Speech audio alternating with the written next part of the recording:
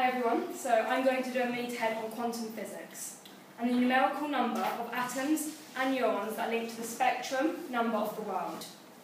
So could you all get your calculators out, please? No, I'm joking, I'm not And I'm probably talking about something I have no idea about.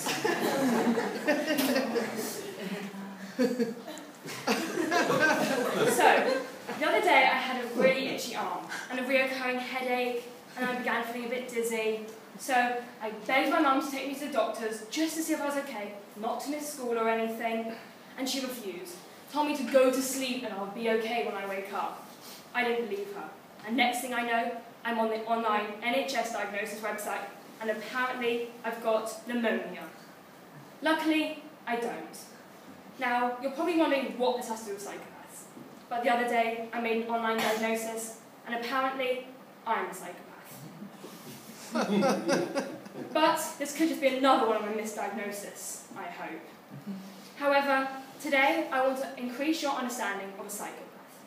Psychopaths are social predators who charm, manipulate, and ruthlessly plough their way through life, leaving a trail of broken hearts, shattered expectations, and empty wallets. They completely lack conscience and feelings for others. They selfishly take what they want and do as they please, violating social norms and expectations without the slightest sense of guilt or regret. They lack the ability to love, genuinely react without considering the consequences of their actions.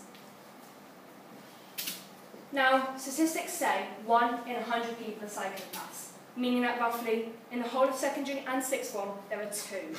Psychopaths make up approximately 1% of the population, and as much as 25% of male offenders in prisons are psychopaths. I have a story of a man called Tony. He was sent to Broadmoor Hospital, which is a hospital for patients who are criminally insane, have severe mental illnesses or personality disorders. So of course, you're wondering, what did Tony do? He did very little. He beat someone up when he was 17 and was sentenced to 5 years in prison. His cellmate told him, "Fake madness, and you'll be sent to a wonderful hospital where you'll have your own PlayStation and nurses will bring you pizzas." After visiting the hospital psychiatrist and pretending he was mad, he was then transferred to Broadmoor. Tony took one look at the place and told everyone there's been a horrible misunderstanding and he's not mentally ill. Tony spent 13 years in Broadmoor before being released. Tony has said, "It's a lot harder to convince people you are sane than it is to convince people you are crazy."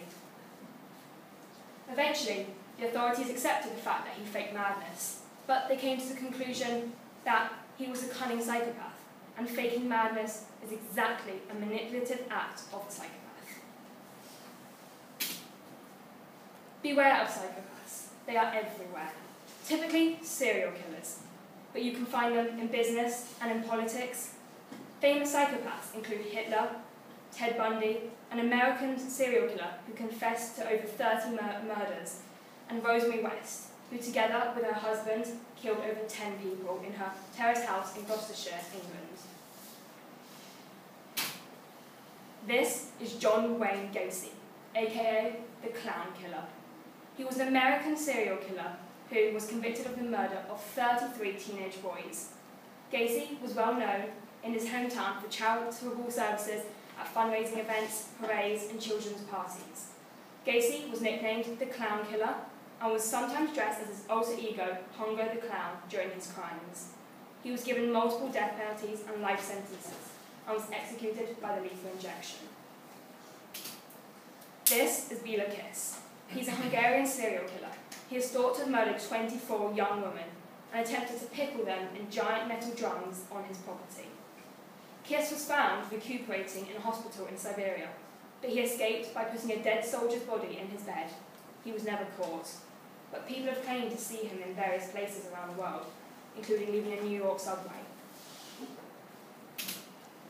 A quick example of the difference between a psychopath and a normal person is illustrated by straightforward brain imaging tests. Different parts of the brain react to words or images depending on the emotional content. Tree, rape. Discovery showed that the normal reaction to the emotive word rape stimulates a different part of the brain to the word tree, which reacts any emotional attributes.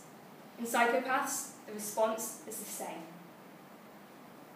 Mental health professionals assess psychopaths for a series of character traits, including cruelty, superficial charm, lack of empathy, selfishness, and many more. They are graded on a scale from 0 to 40. A score higher than 30 is diagnosed as a psychopath. A normal person would score around 3 to 5. Maybe I'm weird, but I think this topic is one of the most important issues facing society today, and that increasing our understanding of a psychopathic character is critical to the future of humanity. It is becoming more and more apparent that successful, socially adapted psychopaths are largely responsible for much that is wrong with the world. But should we define people by their maddest edges? Because let's face it, we're all slightly mad. Woo!